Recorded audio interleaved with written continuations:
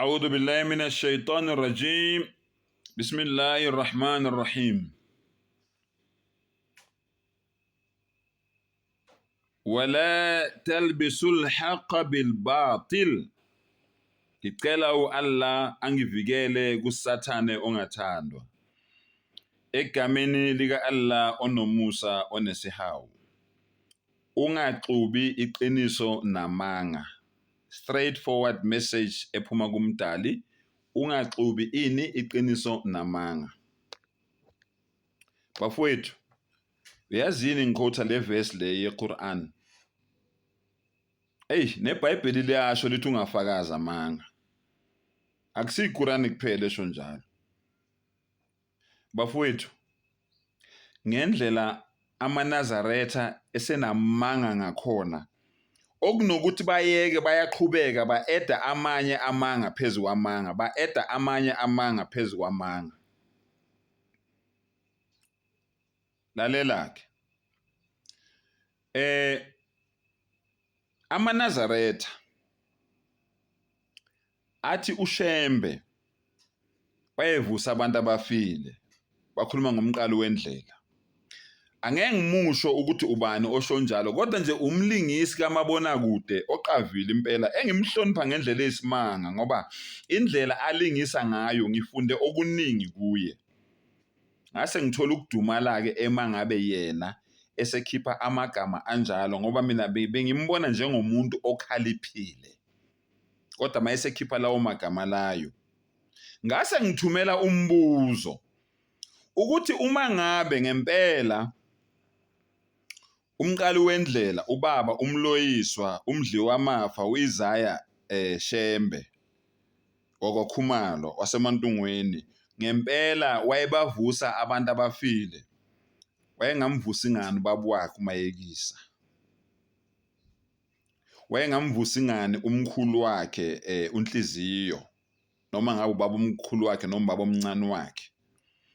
wayengamvusi ngani uma wakhe umama uSetheya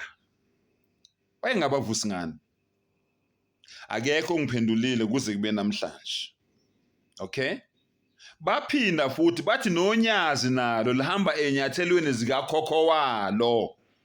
nalo selibavusile abantu abafile ngabuza futhi ukuthi ubaba wakhe ubaba uVimbeni uthingo lwamakhosazane akamvusi ngani asibonise phela ukuthi ngempela lawo mandla layo nawo manje kuthiwa ke manje engizwe nje nawe recently ngekudala kuthiwa unyazi kwafika umuntu onenhliziyo yewashi yabo inhliziyo yakho mangabe isifeyila odokotela laba abalokuzana abawochwepheshe benhliziyo ababizwa ngama-cardiologist abadila ngenhliziyo baye bakufakele inhliziyo yewashi ngoba inhliziyo yakho le isiyafeyila yona ukuthi yona iyimpompe ligazi baye bakufakele-ke inhliziyo yewashi-ke uthi-ke lo mbhemi lo unyazi lwakhulekela umuntu yaphenduka leyo nhliziyo leyo yewashi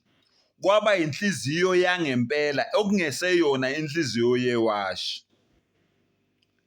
amanga aluhlaza cwe sengela abantu ezimithiyo umhlaba wonke unesibindi sokuthi uye ku social media kuyinkundla zokuxhumana ubukwa umhlaba wonke utshela abantu leyo mfeketho leyo umkhufefe kuphela ongakhuluma into enjalo ngiyaxolisa ukulibeka ngaleyo ndlela mawumzulu ngizwile umkhufefe kuphela ongakhuluma into enjalo amanga nje lawo nawo futhi uyawazi omunye wakhuluma indaba zokuthi uShembe wafika emfuleni onezingwenya izingwenya zamqhelela wangena kuleyo mfula loyo onezingwenya